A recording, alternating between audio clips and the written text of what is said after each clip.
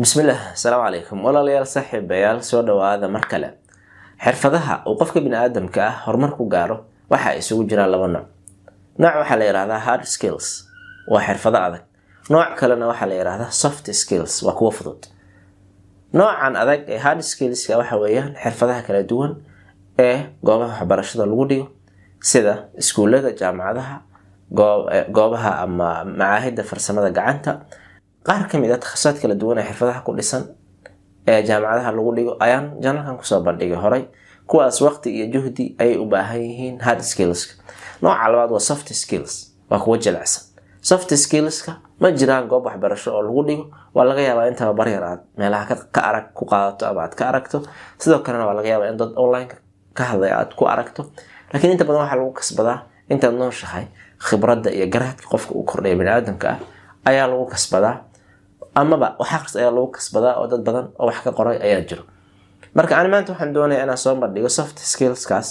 kuwa aan isleeyahay way ugu muhiimsan yihiin waxaan ku bilaabaynaa tan koowaad oo ah communication skills waxay dhahaan la xiriirka dadka kala duwan la xiriiro weeyaan communication skills qofka bini aadamka si uu horumar u gaaro oo nolosha oo saameyn ugu yeesho waxa uu u baahan yahay inuu xiriir sameeyo bini aadamka la dhaqmo xiriirku marka laba nooc ayuu noqon karaa waa mid verbal ah ama af ah iyo mid non verbal ah aan af ahayn kan afka waxa soo galaya hadalkii dadka la hadlaysay oo aad toos oo la xiriiraysid waxa soo galaya qoraalkii ama ha ahaado qoraalkaas email aad u dirto ama ha ahaado warbixin aad qorto oo aad dadka la wadaagto ama ha ahaato qoraal kale oo caadi ah oo dadka u dirto marka waxa la yiraahdaa verbal nooca labaad ee xiriirka waxa weeyaan non verbal waa jirkaaga wixii ka muuqanaya markii aad hadlayso body language ayaa kamid ah in aad muujiso kalsooni haddaad qof la hadlayso inaad toos u eegto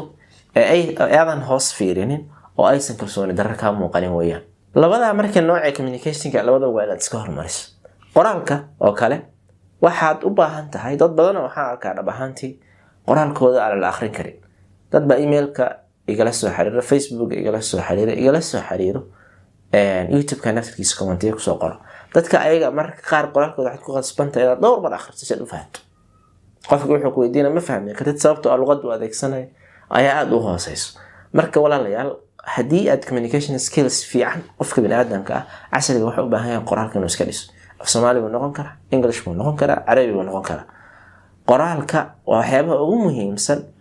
skills ee qofka bini aadamka u baahan yahay waxa muhiim in intaan communication ka bixin saaxiibayaal inaan xuso qofka bini aadamka ah adoon kalmad dhihin ayuu fikrad fiican ka qaadan karaa fikrad xun ka qaadan karaa sida daradeed waa inaad ku dadaasho jirkaaga wax ka muuqdo markii aad dadka la falgalayso waa inaad dadka ka hor hadli karto waa inaad sheeko u sheegi karto waa inaad hadal ku qancin karto intaas oo dhan waxa ay ka kaalmeynaysaa in ay fursadaha nolosha bataan horeyna aad u sii socoto skillka labaad walaalayaal waxa weeyaan interpersonal skills waa la dhaqanka dadka inaad dadka si wanaagsan ula dhaqanto aadna ka ilaaliso wixii dhibaya sidaad u jeceshahay in adiga wax dhibay lagaaga ilaaliyo weeyaan arrintaasna waxa ay ka bilaabantaa la dhaqanka wanaagsan ee dadka inaan dadka si fiican u dhageysano inta badan waxaan jecelnahay inaan anaga hadalno oo nala dhageysto laakiin dadka waxa ay jecel yihiin sidaan anaga u jecelnahay in nala dhageysto in ayagana la dhageysto marka waa inaad dhageysto wanaagsan noqoto waxaad sidoo kale u baahan tahay inaad dadka dabeecad wanaagsan tusto oo ay ka arkaan waa inaad noqoto qof lala saaxiibi karo isla markaana edeb kula dhaqmo dadka kale waa inaad afxumada dadka kale ka ilaaliso oo saaxiibada haddii aad kelmado isku adeegsataan oo adinka caadi aad u aragtaan waa inaad cid walba kula dhaqmo macallinkaaga cidda ka sarreysad ka hoos shaqeynayso cidda ka hoos shaqeynayso kuwaas oo dhan waxa weeyaan oo lama dhaqmi kartid sida saaxiibada waa in aad ilaaliso hadba cidda aad la dhaqmayso sida uu yahay dhaqankeeda sida uu yahay luqadda ay adeegsadaan waxaas oo dhan waa inaad ilaaliso haddii aysan taas dhicin waxaa dhici karto in wax aad isleedahay adiga caadi weeyaan oo aad saaxiibada kula hadasho inaad qof ka sarreeyo ama qof kula mid ah ama qof shaqo wadaag aad tihiin aad ku dhahdo kadibna uu fikir xun ka qaato oo uu ku arko inaad tahay qof xun kalsooniha ka muuqato oo sheeg ama cadee waxa aad rabto adoona dadka kale cadaawad u muujin dadka ma jeclo qofka carada badan ee inta badan xanaaqa uu ka muuqdo dadka waa inaad diblomaasiyad kula dhaqanto diblomaasiyadda waxa weeyaan in aad ka ilaaliso in aad wax walba dadka ku qabsato. carabta waxay dhahaan laysa al-ghabiyyu sayyidan liqawmihi walakin sayyida qawmihi al-mutaqaba. dadka ma horkaco dhaqanka kan isdaqameeya horkaco wax walba aad dadka ku qabsato dadka ku nacayaan. marka waa inaad wax badan aad isdhaafiso oo aad shaka daboolato qof walbana dhinaca wanaagsan ee uu ku wanaagsan yahay aad ku qaadato intiisa xunna aad iska irnatirto. xirfadda saddexaad walaalayaal waxa la yiraahdaa self motivation. waa inaad noqoto qof rusacad leh isdhiiri gelin karo isla markaana wixii loo diro ka soo bixi karo ayadoo aysan cid gadaal ka riixin ama aysan cid khasbin. waa inay dadka kale kugu xisaabtami karaan oo aad hindiso cusub la imaan karto isla markaana wax bilaabi karto. maaha inaad adiga dadka kale wax ka sugto. waa inaad ballanta ku fiican tahay ilaaliso. waa inaad waqtiga ilaaliso. waa in hawshii waqti lagu qabtay aad waqtigeeda uga soo baxdo. self motivation qof kale ama isdhiiri gelinaya waxyaabaha lagu yaqaan waxa kamid ah inuu waqtigiisa maareyn karo, inuu hawlihiisa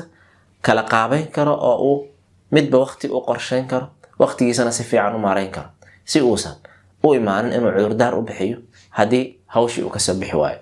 sidoo kale qofka self motivation kale ama naftiisa dhiiri geliya waxyaabaha lagu yaqaan waxa kamid ah dhinaca wanaagsan ay wax ka eegaan. inta badan fursadaha ayuu fiiriyaa ka muuqdo waxaan ku mashquulsan yahay, caqabadaha ma eego. marka ku dadaal inaad sidaa noqoto oo aad sidaas markasta samayso. skillka afraad ama maharada afraad oo aad u baahan tahay waxa weeyaan soft skills teamwork waxaan dhahan. waa kelmad caan ah runtii noocyo kale waxyaabo badan loo adeegsado, laakiin anaga waxaan ula jeednaa waxa weeyaan inaad noqoto qof dad kalena la shaqeyn karo isla markaana iskaashi la yeelan karo dadka ay mashaariicda ka dhaxeeyaan. waa inaad noqoto qof dadka kale shaqadooda ku taageero xataa hadii aysan ahayn wixii adiga laga rabay. hadii cid ku imaado kaaga baahato taageere xagga shaqadeeda ah cid aad isla shaqeynaysaan waa inaad gacan u fidiso oo aadan dhihin waxa waxba igama galin. xirfadda ama skillka shanaad waxa weeyaan walaalayaal problem solving.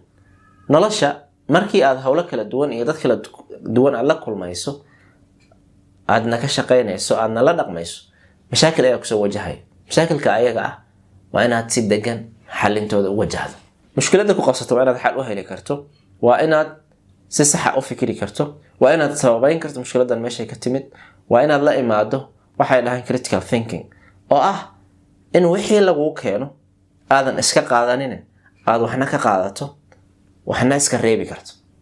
critical thinking runtii waa waxyaabaha ugu badan ee dadkeena ka maqan. mushkilad haddii kusoo wajahda go'aanka aad ka qaadanayso waa inuu ahaado go'aan xog ogaalnimo ku dhisan, baaris badan ku dhisan, u fiirsi badan ku dhisan, waana inuu yahay mid shaqeynaya. ka dheerow laablakaca iyo saanaan jeclahay ama saanay tahay ama saanaan soo guuriy ama saanaan liigu sheegay wax fiican maaha. talada lixaad waxa weeyaan waa flexibility and adaptability ama skillka lixaad. waa in aad dabacsanaan la imaado aadna la qabsato xaalad kasta oo kusoo wajahda. markasta oo aad nolosha hore u sii socoto waxaad la kulmaysaa shaqooyin kala duwan iyo dhaqamo kala duwan. taa waxa ay qasab ka dhigaysaa inaad dabacsanaan la timaado aad kula dhaqmi karto dadka kala duwan ee aad la kulmayso. sidaas oo kaleetana waxa ay qasab ka dhigaysaa in aad raadiso hab cusub oo hawl kasta oo kusoo wajahda aad u qaban karto. waa inaad ku baraarugsanaato in dadka kala dhaqan duwan yihiin, kala fikir duwan yihiin, kala aragti duwan yihiin. dadku isku wada mid ma aha. intaan badan bulshadeena waxa caan ah in qofka bi'ada uu kusoo koray ay saameyso,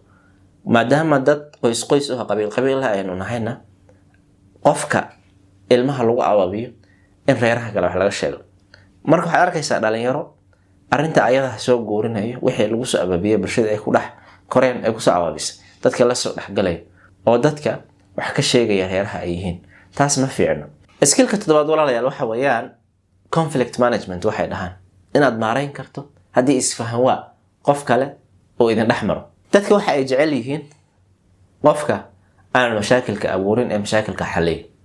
dadka waxa ay jecel yihiin qofka dabeecadda wanaagsan ee aanan qallafsanayn. dadka ma jecel in laga guuleysto sidaan anaga u jecel in laga guuleysto. sida daraadeed waa in aad ku dadaasho si aad u maareyso khilaafka dad kale kaasoo idin dhex marayo in aad ku dadaasho inaad horta kow dadka ayaga aad isfahantaan. waa inaad qofka dhageysato, waa inaad booskiisa isdhigto. khilaafkan iyo mashaakilkan meesha uu ka yimid waa inaad fiiriso. kadib waxa imaanaya waxa weeyaan inaad ku fikirto waxay dhahaan win-win solution inaad adiga asagaba guuleysataan ha noqonin qof jecel inuu markasta guuleysto sababtoo taas cadow badan iyo mashaakil badan xataa dad guuleysato waxa weeyaan xusuuso kugu haraya ayaa jiro iyo dhib ku soo wajahay dagaal kasta oo la galo oo qof idin dhex maro waxa weeyaan waxa uu reebaya ur ku taalo marka looma baahno uma baahna adiga taas waxa weeyaan tartiibtaada waxaad samaysaa in qofkan sida ugu wanaagsan ama ugu fudud ee aad oga lug bixi karto khilaafka idin soo kala dhaxgalay aad u wajihi karto u wajah skillka sideedaad walaalayaal waxa weeyaan ee ugu dambeeyo waa leadership waa hogaamin marka aan leenahay waxa kugu soo dhacay in dad la hogaamiyo oo dad la hogaamiyo taas maaha kow horta qofku wuxuu u baahan yahay naftiisa hogaamiyo in ayada hogaamiso maaha sidaas oo kale in asxaabtaada ku hogaamiyaan oo dameer dheer raacday ahaato meeshii aadaan baad ka daba aadaan sax maaha waa in adiga aad waxna diidi karto waxna ogolaan karto hogaamintaasaan ula jeednaa marka aad naftaada hogaamiso sidaas oo kaleetana asxaabtaada aadan imma noqonin qof meeshii la aadaba iska daba raaco aadan noqonin sidoo kale waxa leadership soo galayo in qofka uu noqdo qof dad xaalad ka kaxayn karo xaalad ka wanaagsan taas ayada uu kaxayn karo leadershipka managementiga waa uu ka duwan yahay maamulka waxa la yiraahdaa in la maareeyo wixii oo sidoo lagu hayo laakiin leadershipka waxa weeyaan ayaa la yiraahdaa ama ba hogaaminta in qofka uu xaalad dadka ka kaxeeyo xaalad ka wanaagsan uu geeyo shay taas ayada marka uma baahno inaad mansab gooni aad hayso oo mas'uuliyad ay ku saaran tahay oo lagu magacaabay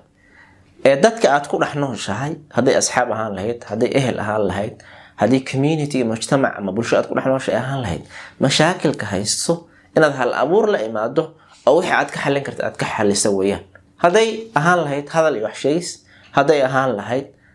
dhaqaale aruurin haday ay ahaan lahayd wax dhismo waa in aad ka qayb qaadato oo dadkaaga u horkacdo